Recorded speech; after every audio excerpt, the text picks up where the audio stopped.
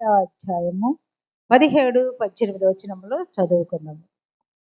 నేను నిన్ను ఆశీర్వదించి ఆకాశ నక్షత్రముల వలెను సముద్ర తీరమందరి ఇసుక వలెను నీ సంతానమును నిశ్చయముగా విస్తరింపచేసెదను.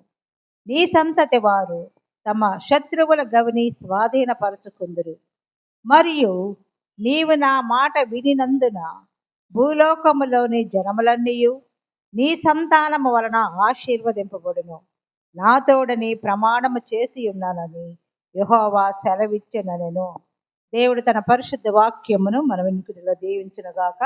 ప్రార్థన చేసుకున్నాం. ప్రేమ నమ్మకం గల మా ప్రియ పరలోకపు తండ్రి, పరిశుద్ధుడా, జీవాధిపతి, నీ పరిశుద్ధ నామముకు స్తోత్రాలు చెల్లిస్తున్నామయ్యా. ఈ ప్రాతకాల సమయంలో మీరు మాకు ఇచ్చిన యొక్క మంచి తరుణాన్ని బట్టి నీకే వందనాలు. ఈ దినాన్ని చూడలేక మా ప్రియులు ఎంతో మంది గతించున్నారు, కానీ నా ప్రభువా మాకిచ్చిన ఈ దినాన్ని గడువుగా ఇచ్చినందుకు నా తండ్రి మమ్మల్ని మేము నా తండ్రి పరిశోధన చేసుకుని నీ బిడ్డలుగా ఉండడానికి నా తండ్రి మీరు ఇచ్చిన సమయాన్ని బట్టి వందనాలు. ఇదిగో నా తండ్రి నీ పక్షాన నిలబడిన నన్ను మరుగుపరిచి నా ప్రభువా నా ద్వారా నా తండ్రి మీ యొక్క సందేశాన్ని ఇవ్వడానికి నా తండ్రి నన్ను సాధనముగా వాడుకొనమని, నీ నోటి బోరగా వాడుకొనమని నా తండ్రి యేసు క్రీస్తు నామములో ప్రార్థిస్తున్నాము తండ్రి, ఆమేన్. ఈనాటి అంశము దేవుని చేత సాక్ష్యము పొందిన వ్యక్తులు. ఆదికాండము 22:17-18 భాగంలో ఇక్కడ, మరియు నీవు నా మాట వినినందున భూలోకములోని జనములన్నీయు నీ సంతానము వలన ఆశీర్వదింపబడునని దేవుడు సెలవిస్తున్నాడు. ఆయన మాట వినినందునే భూలోకములో ఉన్న జనములన్నిటికంటే నీ సంతానాన్ని ఆశీర్వదిస్తాను. మనం ప్రతిదినము వచ్చి ప్రార్థించి ఆయన మేళ్ళు పొందుకోవటమే కాదు, కానీ వింటున్నాడు దేవుడు అనుకోవటం కాదు, కానీ ఆయన మాట వినాలి. లోబడి మనము ఆయనకు సమర్పించుకొని మనం ప్రార్థన చేసినందువల్ల ఆయన మాట వింటే మనము ఈ భూలోకములోని అన్నిటికంటే నీ సంతానము మిక్కిలిగా ఆశీర్వదింపబడును, దీవింపబడునని దేవుడు సెలవిస్తున్నాడు. పరిశుద్ధ గ్రంథములో దేవుడు కొందరిని మెచ్చుకొని బిరుదులు ఇచ్చినట్లు వ్రాయబడి ఉన్నది. ఈ లోకంలో మనుషులు గొప్ప పనులు చేసినప్పుడు పై అధికారులు వాళ్ళకి మంచి బిరుదులు అవార్డులు ఇస్తారు. అలాగే స్వాతంత్ర దినోత్సవం అప్పుడు, రిపబ్లిక్ డే అప్పుడు దేశానికి సేవ చేసి అమరులైన వారికి కూడా వాళ్ళకి అశోక చక్ర, పద్మభూషణ, వివిధ రంగాల్లో ఉన్న వాళ్ళకి ప్రభుత్వం బిరుదులు ఇచ్చి వాళ్ళని గౌరవిస్తుంది. అలాగే దేవుడు కూడా మనుషులకు ఆయన బిడ్డలకి కొన్ని బిరుదులు ఇచ్చి వాళ్ళను ప్రోత్సహిస్తాడు. వాళ్ళ ప్రేమించి వాళ్ళ గురించి సాక్ష్యం ఇచ్చేది దేవుడు. పాత నిబంధన గ్రంథంలో చూసినట్లయితే అబ్రహాము గురించి, యోబు గురించి, మోషే, దావీదు, దానియేలు గురించి మంచి సాక్ష్యం ఇచ్చాడు దేవుడు. అలాగే క్రొత్త నిబంధన గ్రంథంలో కూడా పేతురును, యేసు ప్రభు, అలాగే కొర్నేలి, వీళ్ళ గురించి కూడా సాక్ష్యం ఇచ్చాడు. అలాగే మొట్టమొదటిగా మనం అబ్రహాం గురించి మనం చూసినట్లయితే అబ్రహాము విశ్వాసులకు తండ్రి అని పేరు పెట్టాడు. అలాగే దేవుని స్నేహితుడని దేవుడు అబ్రహాంకు పేరు పెట్టాడు. యాకోబు పత్రిక 2:23 యాకోబు పత్రిక 2:23 కాబట్టి అబ్రహాము దేవుని నమ్మెను, అది అతనికి నీతిగా ఎంచబడెను. కాబట్టి దేవుని నమ్మాడు, అది అతనికి నీతి అన్నమాట. అలాగే నీ స్నేహితుడైన అబ్రహాము యొక్క సంతతికి దీని శాశ్వతముగా ఇచ్చిన దేవుడవు నీవే. ఆయన స్నేహితుడు, దేవుని యొక్క స్నేహితుడని కూడా దినవృత్తాంతాల గ్రంథంలో వ్రాయబడినది. అలాగే యెషయా గ్రంథంలో కూడా నా స్నేహితుడైన అబ్రహాము సంతానమా, నా స్నేహితుడని దేవుడు చెప్పుకుంటున్నాడు అబ్రహాముని, యెషయా 41:8 కూడా. అలాగే అబ్రహాము దేవుని వలె తనకు ఒక్కడై ఉన్నటువంటి కుమారుని బలి అర్పించడానికి వెనుకాడలేదు. దేవుడు కూడా నీవు నేను ఆ నిత్య నరకాగ్నిలో పడకుండా ఉండాలని తన ప్రియ కుమారుడు ఒక్కడై ఉన్నటువంటి తన కుమారుని ఈ లోకానికి బలిగా అర్పించబడటానికి పంపాడు. కానీ యేసు ప్రభు కూడా ఎదురు మాట్లాడలే. ఆయన విధేయత చూపి చనిపోవడానికి కూడా ఆయన సిద్ధపడి సర్వమానవాళి కొరకు ఆయన తన విలువైన రక్తాన్ని సిలువలో కార్చి ప్రాణం పెట్టి వెలపెట్టి నిన్ను నన్ను కొన్నాడు. మనం పాపులమై ఉండగానే ఆయన వెలబెట్టి కొన్నాడు. ఎక్కడైనా మంచి వారి కోసం ప్రాణం పెడతారు కానీ పాపుల కోసం ప్రాణం పెట్టినవాడు మన యేసు ప్రభు. అలాగే అబ్రహాము కూడా తనకు అక్కడ 100 సంవత్సరాలప్పుడు ఆయనకి సంతానాన్ని అనుగ్రహించాడు. కానీ ఆ బిడ్డను ఇవ్వడానికి దేవుడు అడిగాడు కాబట్టి బలిగా అర్పించడానికి వెనుకాడలేదు. తనకు అక్కడైనటువంటి బిడ్డని ఇవ్వడానికి ఆయన సిద్ధపడ్డాడు. ఇక్కడ ఆదికాండం 22వ అధ్యాయంలో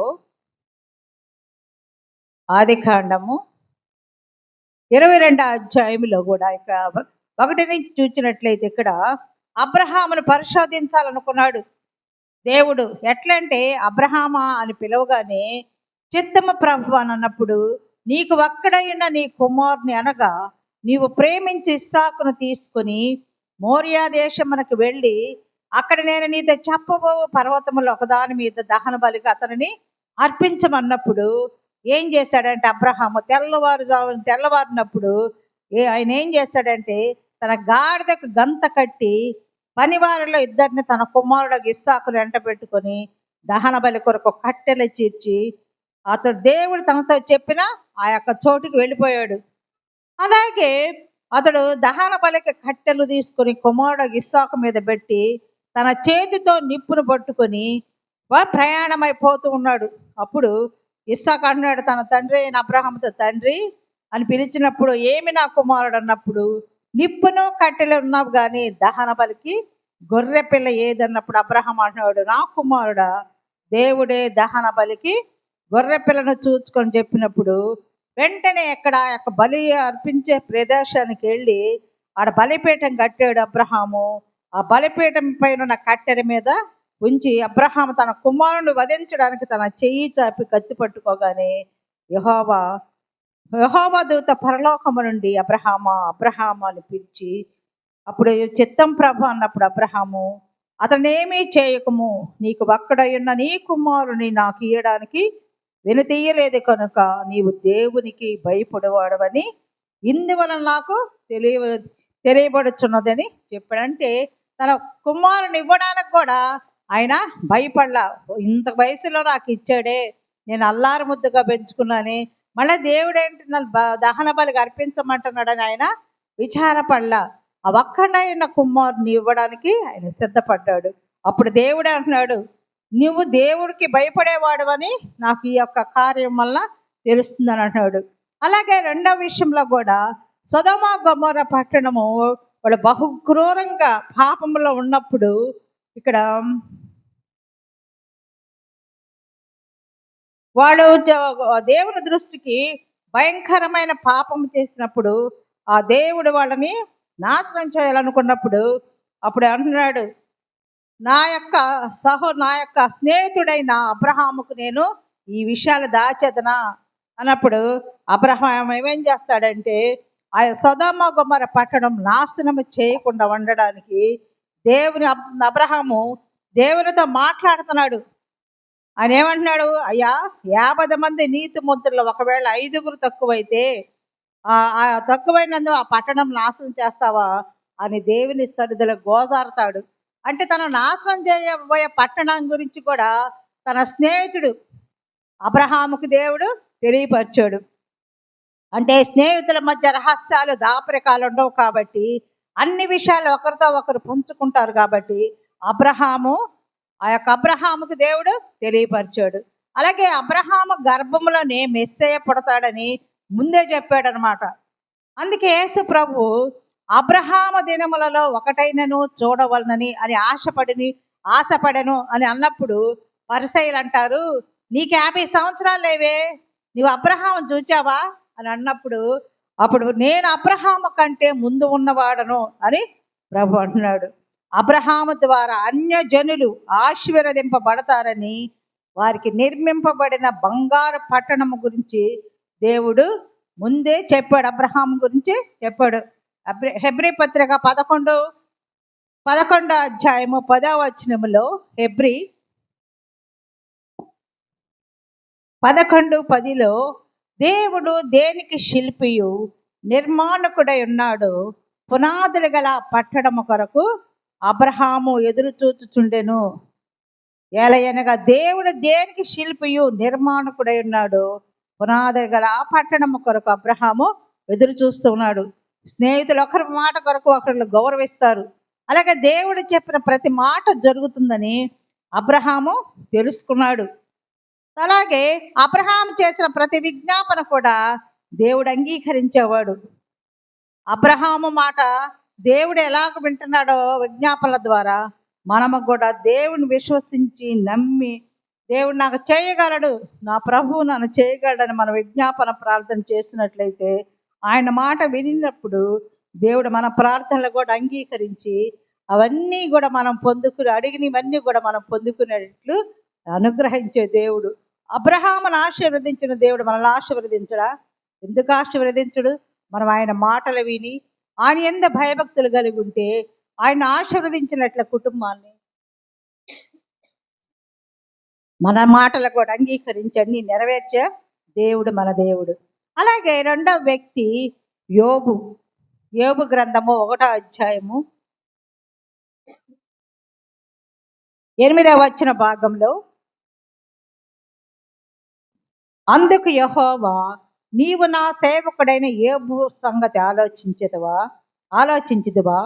అతడు యథార్థవంతుడును న్యాయవంతుడునై దేవుని యందు భయభక్తులు కలిగి చెడుతనము విసర్జించిన వాడు. ఇక్కడ యోబుని గూర్చి సాతానికి దేవుడు ఒక సవాలు విసిరగలిగినంత నమ్మకమైన వాడు యోబు. సాతానుడు వస్తే ఇక్కడ యోబు ఈ విషయాలు తెలియదు అనమాట. నా సేవకుడైన బట్టి యోబు సంగతి చూసావా? సాతానుతో అంటున్నాడు దేవుడు, అతడు ఎలాంటి వాడు? యథార్థవంతుడు, న్యాయవంతుడు, దేవుని యందు భయభక్తులు కడిగి చెడుతనాన్ని విసర్జించాడు. భూమి మీద అతని వంటి వాడు ఎవడను లేడు. ఎంతో మంది భూలోకములో అతని వంటి వాడు ఎవరు లేరు అని ఆ సాతానుతో అంటున్నాడు అనమాట. కానీ ఇక్కడ యోబుకి ఈ సంగతి తెలియదు. తన గురించి పరలోకంలో జరుగుతున్న పందెం విషయం అసలు తెలియదు. కానీ తెలియకున్నప్పటికీ తన ఆస్తి అంతా హరించుకుపోయినా, పిల్లలందరూ చనిపోయినా, దేహంలో పుండ్లు బాధలు పెట్టిన, భార్య దూషించిన, స్నేహితులు దూషించినా కానీ, నేరస్థాపన చేసి కానీ, మాటలతో గాయపరిచినా కానీ ఏమాత్రం కూడా ఆయన మాట దేవుని దూషించలేదు. అప్పుడు అంటున్నాడు యోబు, ఈలాగు ప్రత్యుత్తరం ఇచ్చెను, ఎన్నాళ్ళు మీరు నన్ను బాధిస్తారు, ఎన్నాళ్ళ మాటల చేత నన్ను నలగగొడతారని ఆయన స్నేహితులతోటి, భార్యతోటి ఆయన అంటున్నాడు. దేవుడు సాతానుతో చేసిన సవాళ్ళను గెలిపించినటువంటి విజయ వీరుడు ఎవరంటే యోబు. దేవుని మాట నిలబెట్టినందుకు దేవుడు ఏం చేశాడంటే, దేవుడు యోబును రెండంతలుగా ఆశీర్వదించాడు. తర్వాత కాలంలో యోబుకు రెండంతల ఫలాన్ని ఇచ్చాడు అనమాట. బిడ్డలు పోయినా, పొలము పోయినా, ఆస్తి పోయినా కానీ ఆయన అన్నిట్లో ఆశీర్వదించాడు. ఎందుకు? ఆయన మాట వల్ల, ఆయన మాటల్లో కూడా ఆయన దేవుడిని నిందించలేదు, కష్టాల్లో ఓర్చుకున్నాడు. దేవుడే నాకు సమస్తము చేయగలడని దేవునికి ఆయన ఒప్పదలగా ఉన్నాడు. అలాగే మనకొచ్చే శ్రమలు కూడా ప్రకటన గ్రంథము 10వ అధ్యాయం 12-10 చూసినట్లయితే, ప్రకటన 12వ అధ్యాయము 10వ వచనములో, రాత్రింబగళ్ళు మన దేవుని ఎదుట మన సహోదరుల మీద నేరము మోపువాడైన అపవాది పడద్రోయబడి ఉన్నాడు గనుక ఇప్పుడు రక్షణయు శక్తియు రాజ్యమును మన దేవుని దాయను. ఇప్పుడు అధికారము ఆయన క్రీస్తు దాయను. కాబట్టి దివారాత్రములు మన దేవుని ఎదుట మన మీద నేరము మోపువాడైన సాతాను మాటలకు దేవుడు అంటున్నాడు, బహుశా వాళ్ళని శ్రమ పెట్టి చూడు, విశ్వాసం విడిచిపెడతారేమో అని అనవచ్చు. కనుక మనము శ్రమ వచ్చినప్పుడు దేవుని ఆశ్రయించే వరముగా ఉండాలి, కానీ మనం సాతానుని ఆశ్రయించే వరముగా ఉండకూడదు. యోబు ఎన్ని శ్రమలు వచ్చినా, కఠిన బాధలు వచ్చినా కానీ, ఆయన ఇబ్బందులు పడ్డా కానీ ఆయన శ్రమలో నిలబడ్డాడు. అలాగే మనము కూడా మన శ్రమల్లో, బాధల్లో మనం ఎవరి వైపు చూడాలి? దేవుని వైపు చూసేవారముగా ఉండాలి. అక్కడ ఇక్కడ చెప్పుకుంటే ఉంది, వాళ్ళందరూ సహాయం చేసిన కానీ మాటలతోటి మేము నీకు చేసేవని ఒకనొకప్పుడు మాట్లాడతారు. అదే మనము దేవుని చెంతకు వెళ్ళినట్లయితే ప్రభు మన పక్షాన ఉండి నా బిడ్డ ఈ దీన స్థితిలో ఉన్నదని మన హృదయ రహస్యములు ఎరిగిన వాడు మనల్ని శ్రమలో నుంచి మనల్ని తప్పించే దేవుడు. కాబట్టి మనము సాతానుని ఆశ్రయించకుండా దేవుని ఆశ్రయించే బిడ్డలంగా ఆయన ఇచ్చే బహుమానాలు, ఆయన ఇచ్చే అవన్నీ మనం పొందుకునే వారముగా ఉండాలి. ఇక్కడ కీర్తనలు 119:71 వచనములో కూడా దావీదు అంటున్నాడు, నేను నీ కట్టడలను నేర్చుకున్నట్లు శ్రమ నొంది ఉండుట నాకు మేలాయను. అంటే నీ కట్టడలు ఎప్పుడు నేర్చుకుంటాను? శ్రమలు వచ్చినప్పుడే. కాబట్టి నేను నీ కట్టడలను నేర్చుకున్నట్లు శ్రమ నంది ఉండుట నాకు మేలాయను అని అంటున్నాడు. అలాగే దావీదు దేవుని విషయంలో కూడా చాలా ఆయన నేర్చుకుంటున్నాడు. ఇబ్బందుల్లో కష్టాల్లో కూడా దేవుని వైపు చూచేవాడుగా ఉంటున్నాడు.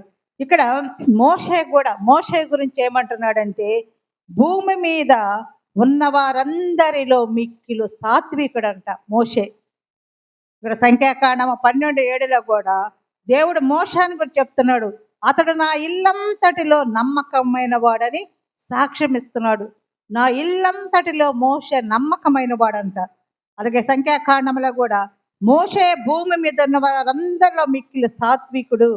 అంటే దేవుడు భూమి మీద బ్రతుకుతున్నటువంటి మనుషులందరినీ లెక్కలోకి తీసుకొచ్చి చూచినప్పుడు మోషేని అందరికంటే, ఆయన కంటే ఎవరు కూడా లేరని, అందరిలో ఆయన సాత్వికుడు అని అంటున్నాడు. భూలోకములు ఎంతమంది ఉన్నారో వాళ్ళందరికంటే మిక్కిలి సాత్వికుడని దేవుడే సాక్ష్యం ఇస్తున్నాడు. కాబట్టి అలాగే దేవుడు ఇశ్రాయేలులందరినీ నాశనం చేసి అతని సంతానాన్ని గొప్ప చేస్తానని చెప్పినకుండా ఒప్పుకోకుండా ఆయన ప్రార్థన ద్వారా ఇశ్రాయేలును అనేక సార్లు రక్షించాడు. అహరోను కూడా రక్షించాడు. ఇశ్రాయేలు పాపం చేసినప్పుడు దేవుడు వాళ్ళని శిక్షించాలి వాళ్ళని అనుకున్నప్పుడు, అయ్యా వాళ్ళకి తెలియదయ్యా వాళ్ళ పాపము, వాళ్ళ పాపాన్ని పరిహరించయ్యా, వాళ్ళు శిక్షించొద్దయ్యా, ఒకవేళ వాళ్ళ శిక్షించకపోతే నువ్వు నా పేరు జీవ గ్రంథంలో తుడిచివేయని ఇశ్రాయేలు పక్షాన మోషే ప్రార్థిస్తున్నాడు. అలాగే ఆయన అనేక రక్షించాడు అనమాట. అహరోను కూడా, ఇశ్రాయేలుతో పాటు అహరోను కూడా రక్షించిన వాడు మోషే. అలాగే హెబ్రీ పత్రికలో కూడా ఇక్కడ 11:26 మోషే ఐగుప్తు ధర్మ కంటే క్రీస్తు విషయమైన నింద గొప్ప భాగ్యమని ఎంచుకున్నాడని వ్రాయబడి ఉన్నది. అంటే ఐగుప్తు ధనం అంటే మంచి ధనమ గల పట్టణము. ఆ ధనమ కంటే క్రీస్తు విషయమైన నింద, కష్టము, బాధ అవన్నీ కూడా భాగ్యము. క్రీస్తు ద్వారా వచ్చే ఏదో శ్రమ అయినా నాకు భాగ్యమని ఆయన అనుకున్నాడు. అలాగే దేవుడు తన ధర్మశాస్త్రాన్ని ఇవ్వడానికి మోషేని యోగ్యునిగా ఎంచుకున్నాడు. ఇంతకంటే మంచివాడు లేడు, యోగ్యుడని దేవుడు ఎంచుకున్నాడు. నమ్మకమైన వానికి దీవెనలో మెండుగా దొరుకును అన్న మాట ప్రకారము ఎవరైతే నమ్మకంగా ఉంటారో వాళ్ళకు దేవుని దీవెనలు, ఆశీర్వాదాలు, మేళ్ళు ఎక్కువగా ఉంటాయి. అలాగే యేసు ప్రభువు భూమి మీద ఉన్నప్పుడు రూపాంతరం కొండ మీదకి ఏలియా, మోషే ముగ్గురు రూపాంతర కొండ మీదకి వెళ్ళినప్పుడు మోషే ఏంటంటే బలులు అర్పిస్తే రక్షణ దొరుకుతుంది అని విశ్వసించిన వాడు. అలాగే యేసు ప్రభు అంటే ఆయన యందు విశ్వాసం ఉంచిన వారే రక్షణ పొందుతారు. ఎవరైతే పాపము ఆయన యందు విశ్వాసం ఉంచి పాపాన్ని విడిచిపెడతారో వాళ్ళకే రక్షణ అని తెలియపరిచారు.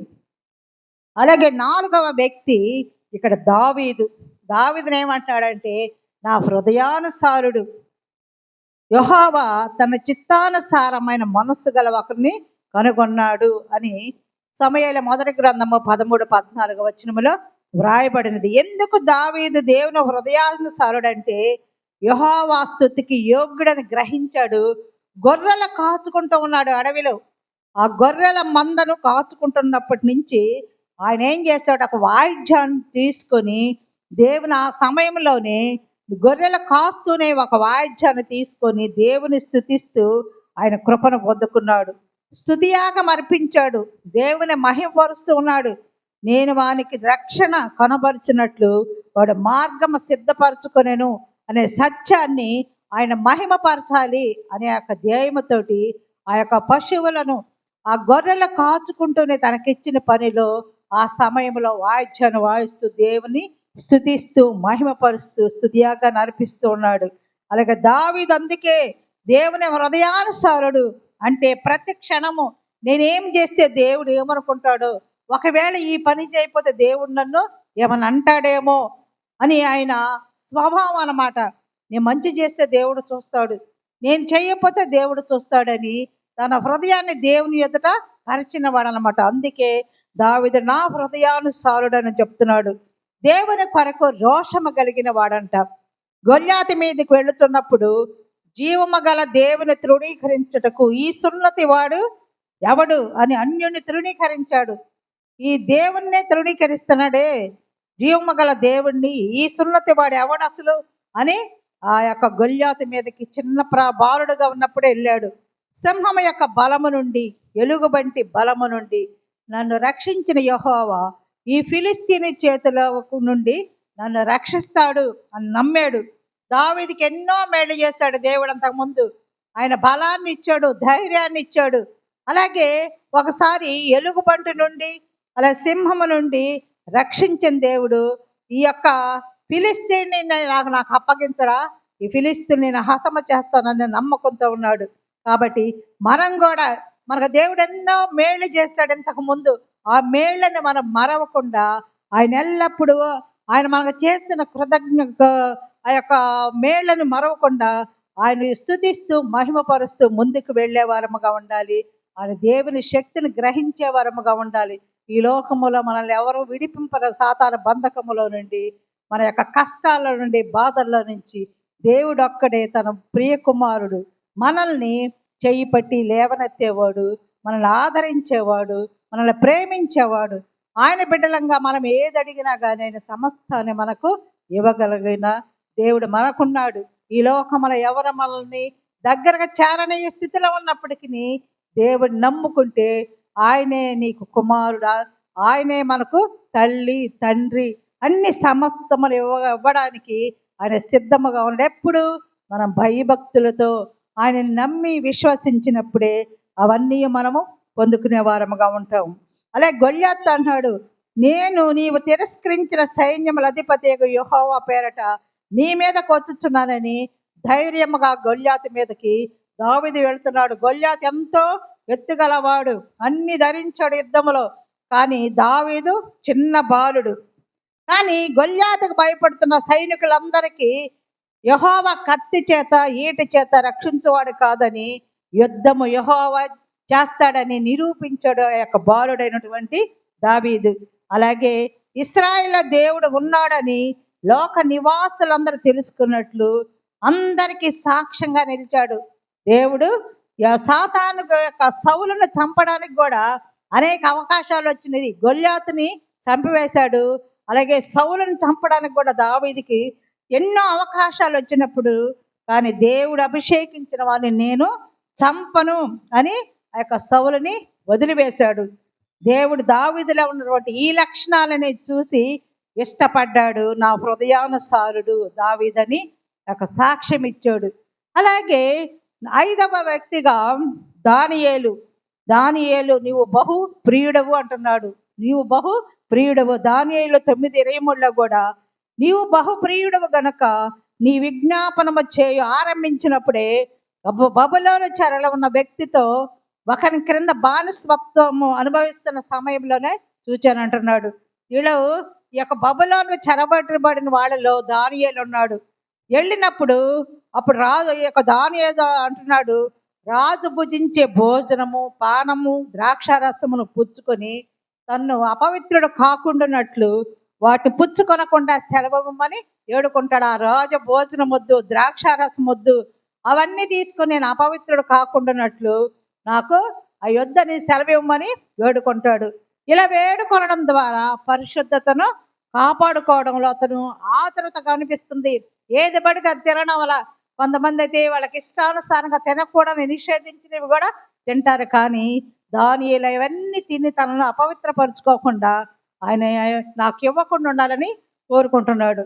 దేవుడు అలాగే కలల భావము యోసేపుకు తెలియజేసినట్లే ఈ యొక్క దానియేలుకు కూడా కలల భావాన్ని తెలియజేశాడు. కాబట్టి ఇక్కడ దానియేలు 2వ అధ్యాయం 21, 22లో కూడా ఆయన దేవుని ఏ విధంగా స్తుతిస్తున్నాడో ఇక్కడ వ్రాయబడి ఉన్నది. దేవుడు జ్ఞాన బలము గలవాడు, యుగ యుగములన్నింటినో దేవుని నామము స్తుతి నొందదగినది. జ్ఞానులకు జ్ఞానము అనుగ్రహించి అంధకారములోని సంగతులు మర్మములు బయలుపరచువాడని ఆయన ఘనపరిచేవాడు అంటాడు. దేవుడు జ్ఞానము బలము గలవాడు, యుగ యుగములు అన్నిటి దేవుని నామము స్తుతి నొందదగినది. జ్ఞానులకు జ్ఞానం అనుగ్రహిస్తాడు, చీకటిలో అంధకారములో ఉన్న వాటిని ఆ సంగతులను మర్మములు బయలుపరిచే దేవుడని దేవుణ్ణి ఘనపరిచాడు దానియేలు. అలాగే స్తుతించే అనుభవం రాజులకు కూడా ఉన్నదని, నిజమైన దేవుడని వాళ్ళు కూడా స్తుతిస్తారని నిరూపించాడు. కాబట్టి ఆయన సాక్ష్యం ఇచ్చాడు అనమాట. రోజుకు 3 సార్లు ఏం చేశాడంటే యెరూషలేము వైపు తిరిగి దేవునికి ప్రార్థిస్తూ ఆయన స్తుతించేవాడు. ముమ్మారు తన యెరూషలేము ఆ గదిలోకి వెళ్ళి తలుపులు మూసుకొని దేవుని ఆరాధించేవాడు, ఉదయము మధ్యాహ్నము సాయంకాలము. అలాగే సింహాల గుహలో వేసిన దేవుడు రక్షించగలడు, లేదా మరణమైనా పర్వాలేదు అనే దృఢమైన విశ్వాసం గలవాడు, దేవుని యందు భయభక్తులు కలిగిన వాడు అనమాట. ఎన్ని కష్టాలు వచ్చినా ఆ రాజశాసనం అనమాట, ఎవరు ప్రార్థించకూడదని. అయినప్పటికీ ఒకవేళ ప్రార్థిస్తే వాళ్ళ సింహాల గుహలో వేయాలని రాజాజ్ఞ.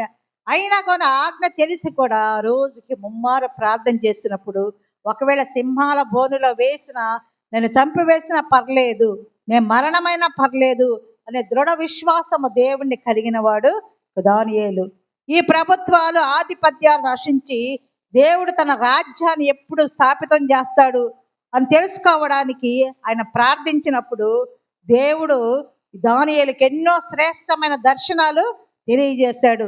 అయ్యా, ఈ ఆధిపత్యాలు ప్రభుత్వాలన్నీ పోయి దేవుడు ఒక శ్రేష్టమైన ఒక రాజ్యాన్ని ఎప్పుడు స్థాపిస్తావయ్యా అన్నప్పుడు ఆ విషయం గురించి కూడా ఆయన ఒక కళల ద్వారా ఆయనకి ఎన్నో శ్రేష్టమైన దర్శనాలు తెలియజేశాడు.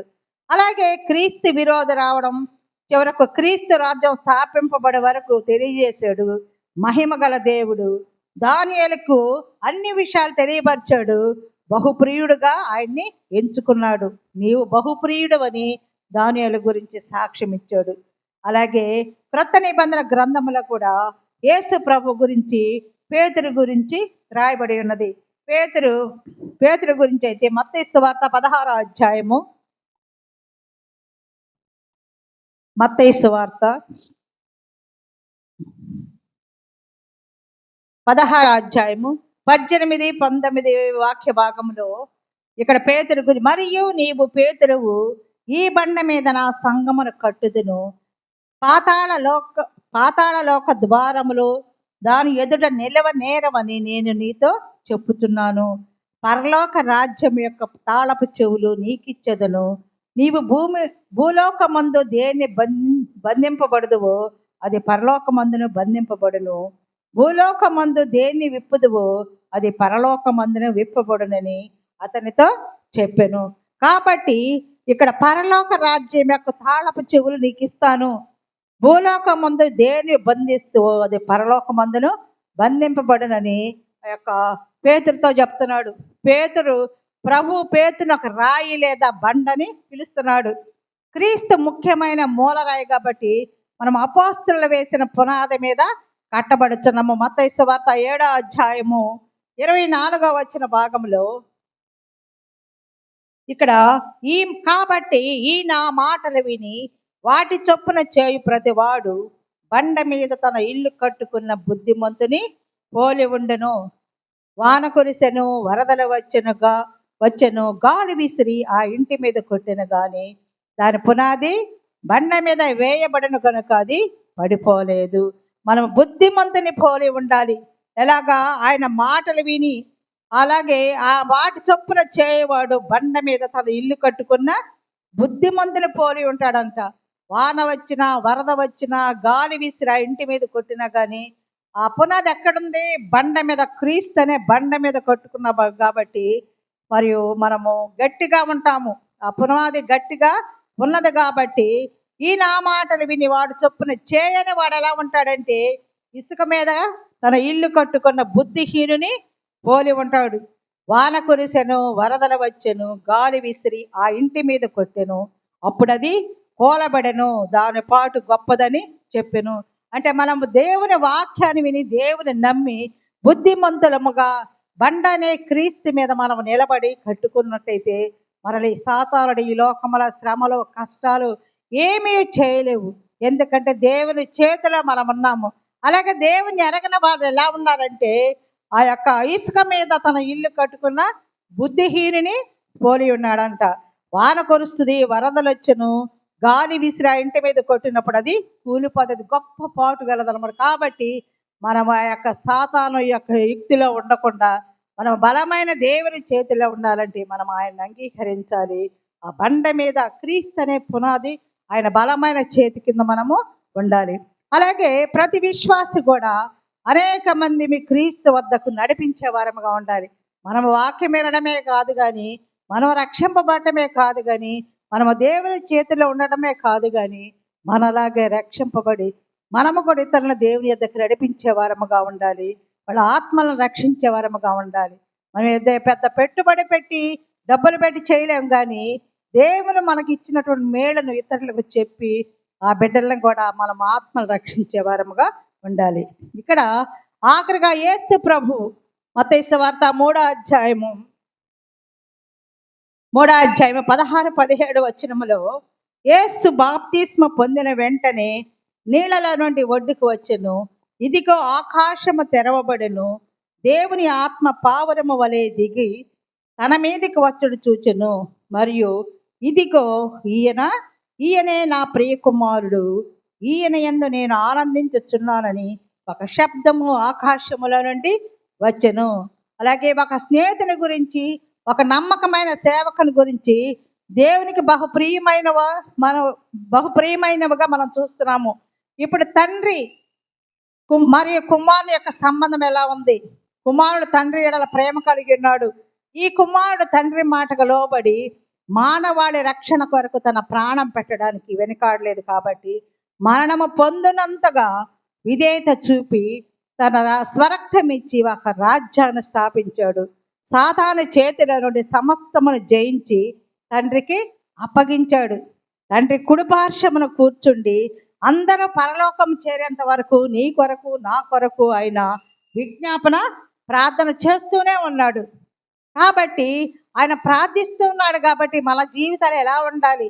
మనము కూడా కన్నీటితో మన పాపములు ఒప్పుకొని ఆయన యొద్ద మనం ఒప్పుకున్నట్లయితే ఆయన నీతిమంతుడు కాబట్టి ఆయన యొక్క శక్తిని బలాన్ని మనకు అనుగ్రహిస్తాడు. ఆయన కుటుంబంలో తన కుమారుడుగా కుమార్తెగా మనల్ని స్వీకరిస్తాడు. అలాగే తండ్రి తనకున్నటువంటి స్వాస్థ్యం అంతా ఈ లోకపు తల్లిదండ్రులు ఏం చేస్తారంటే ఈ లోకములో సంపాదిస్తుంది ఎందుకు? తన బిడ్డలకి. వాడు వెళ్ళిపోయినా కానీ ఆ గృహాలు, ఆ సంపద అన్ని వారసత్వానికి బిడ్డలకి చెల్లిపోతారు.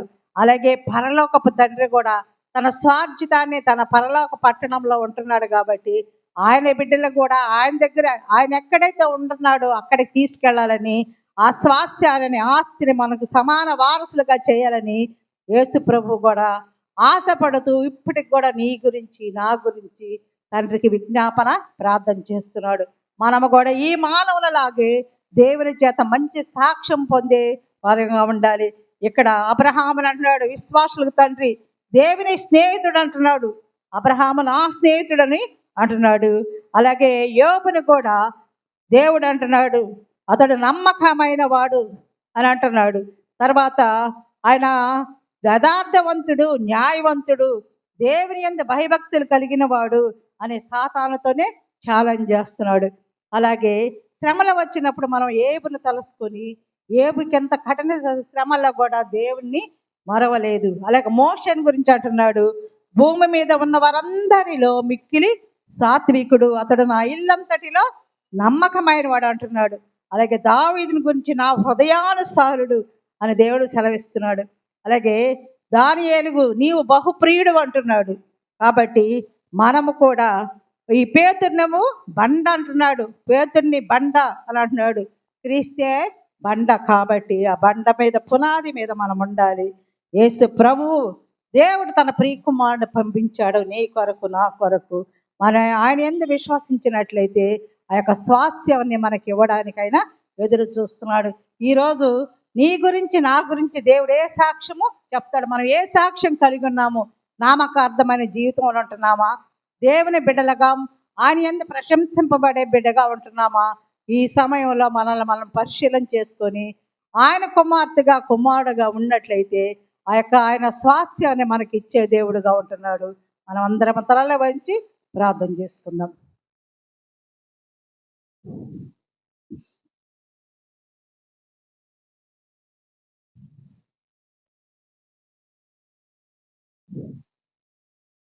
ప్రేమ నమ్మకం గల మా ప్రియ పరలోకపు తండ్రి, పరిశుద్ధుడా, జీవాధిపతి, నీ పరిశుద్ధ నామమునకు స్తోత్రాలు చెల్లిస్తున్నామయ్యా. ఇది నాన్న మీరు మాకు ఇచ్చిన వర్తమానాన్ని బట్టి వందనాలు. మేము ఎలాగ జీవిస్తున్నామో మా యొక్క సాక్ష్యం ఎలా ఉన్నదో నా ప్రభ నీకు తెలుసు నా తండ్రి. మేమందరం నా ప్రభ నీ యొక్క బిడలంగా ఉండి మీరిచ్చే నా తండ్రి ఆ వారసత్వాన్ని పొందుకునే బిడలంగా ఉండడానికి మమ్మల్ని అందరినీ నా తండ్రి నీ కృపలో జ్ఞాపకం చేసుకోండి. ఇదిగో నా తండ్రి ఇంతవరకు వాక్యము ద్వారా విన్న ప్రతి బిడ్డను నా తండ్రి వాళ్ళ వాక్యానుసారంగా జీవించుకోవడానికి నీ కృపలో వాళ్ళని నా తండ్రి జ్ఞాపకం చేసుకోండి. వాక్యాన్ని హృదయంలో పదిలపరుచుకొని వాక్యానుసారంగా జీవించే వారు కొనడానికి నా తండ్రి మీరే ఆ బిడ్డలన్నీ నా తండ్రి కృపలతో నింపండి. ఇదిగో నా తండ్రి కూడిక ఆదరించి అంతవరకు మీరు క్రమంగా జరిపించుకున్న విధానాన్ని బట్టి వందనాలు. ఎవరైతే వాక్యం వింటున్నారో నా ప్రభ కుటుంబాలకు ఏది కొరతగా ఉన్నదో నా తండ్రి మీ యొక్క సకల ఆశీర్వాదముల కుటుంబాలను నింపండి. ఇదిగో నా ప్రభ ఎంతోమంది వృద్ధులు ఉంటున్నారు నా తండ్రి, విధవరాండ్రు ఉంటున్నారు నా ప్రభ. వాళ్ళనందరి నా ప్రభ ఏ అవసరతలు ఉన్నారో తీర్చండి. అనారోగ్య స్థితిలో నా తండ్రి మరణ పడకల్లో ఉంటున్న బిడ్డలు మీరే ఆదరించండి. నీ మాటలో శక్తి జీవం ఉన్నది నా ప్రభ. మీ గాయపడిన హస్తముతో బిడ్డలు ముట్టి స్వస్థత దయచేయండి. మా ప్రియులు ఎంతో మంది నా తండ్రి మీరు పిలిచారయ్యా. వారి విడవబడిన కుటుంబానికి మీరు అధికారిగా ఉండి నా తండ్రి మీ మాటల చేత ఆదరణ పొందినట్లు కుటుంబానికి మీరే ఆదరించమని అడుగుతున్నాము. ఇదిగో నా తండ్రి మా బిడ్డలు ఎంతో మంది చదువుకుంటున్నారు నా ప్రభ. మీ పరలోక జ్ఞానంతో నింపుకొని బిడ్డలు మంచి మార్కులు పొంది ఉన్నత స్థానంలో ఉంది నీ సాక్షులుగా ఉండడానికి నిలబెట్టుకోమని అడుగుతున్నాము. కాపర్ల కుటుంబాలు ఉన్నారు నా తండ్రి, నీ సేవకులు నా తండ్రి బిడ్డల వివాహాల కోసం ఎదురు చూస్తుండగా నా తండ్రి మీరే నా తండ్రి వాళ్ళని నా తండ్రి నీ కృపలో జ్ఞాపం చేసుకోండి. ఇదిగో నా ప్రభ ఉద్యోగాల కోసము, వివాహాల కోసము, గర్భఫలాల కోసం ఎదురు చూస్తున్న బిడ్డలు ఉన్నారు నా తండ్రి. నీ చిత్తం అయితే నా తండ్రి వాళ్ళ కోరికలు నా తండ్రి మీరు సిద్ధింప చేయండి. నీ ఎంత భయభక్తులు గల కుటుంబాలు కొనడానికి నీ కృపలో జ్ఞాపకం చేసుకోండి. ఇదిగో నా తండ్రి ఈ కూడిక జరిపిస్తున్న యవన బిడ్డల్లో నా తండ్రి మీరు నా తండ్రి ఆ కుటుంబాలను నా తండ్రి మెండారా దీవించండి. వాళ్ళ కష్టార్జితను ఆశీర్వదించండి. ఇంకా నా తండ్రి మీ రాకడ పర్యంతం మీ సేవ కొనసాగించుటకు నీ కృపల బిడ్డల్ని ఆదరించమని నా తండ్రి ఆశీర్వాదాలతో నింపమని అడుగుతున్నాము.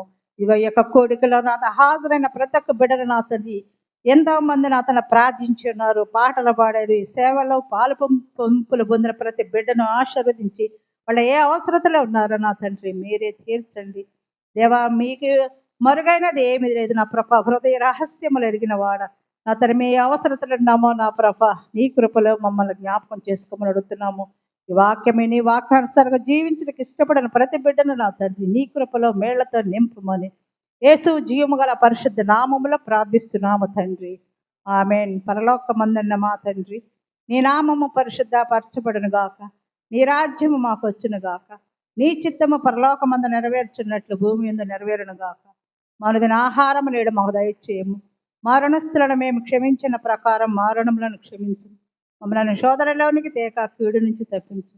ఎందుకంటే రాజ్యము, బలము, మహిమ నిరంతరము నీవై ఉన్నావు తండ్రి. ఆమేన్. తొట్టులకుండా మిమ్మల్ని కాపాడుటకును తన మహిమ ఎదుట ఆనందముతో మిమ్మల్ని నిర్దోషులుగా నిలవబెట్టుటకును శక్తిగల మన రక్షకుడైన అద్వితీయ దేవునికి మన ప్రభు అయిన యేసుక్రీస్తు ద్వారా మహిమయు మహాత్యమును ఆధిపత్యమును అధికారమును యుగములకు పూర్వమును ఇప్పుడును సర్వయుగములను కలుగునుగాక. ఆమేన్.